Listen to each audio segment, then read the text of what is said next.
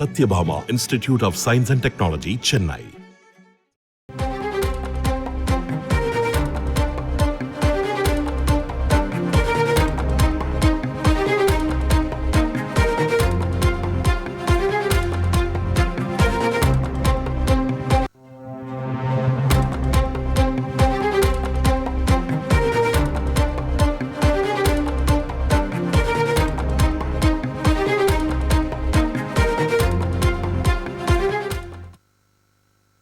மத்திய அரசு அலுவலகத்திற்கு சென்னை மாநகராட்சி நிர்வாகம் நோட்டீஸ் அனுப்பியிருக்கிறது. இது பற்றிய கூடுதல் விவரங்களை எமது செய்தியாளர் ராமச்சந்திரன் சொல்ல கேட்கலாம்.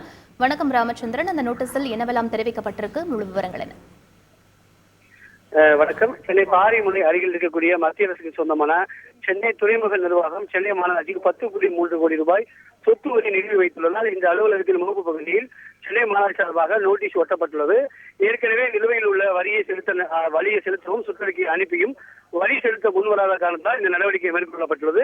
அது மட்டுமல்லாமல் குறிப்பிட்ட அவகாசத்துக்குள் வரி செலுத்த போர்ட் நிர்வாகம் தவறும் பட்சத்தில் அவர்கள் மீது சட்ட ரீதியான நடவடிக்கை எடுக்கப்படும் என்று மாநகராட்சி சார்பில் எச்சரிக்கை விடுக்கப்பட்டது.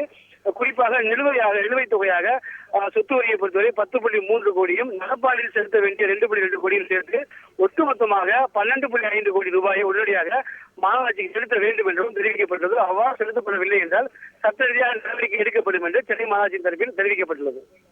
விவரங்களுக்கு நன்றி Ramachandran. Satyabhama Institute of Science and Technology, Chennai.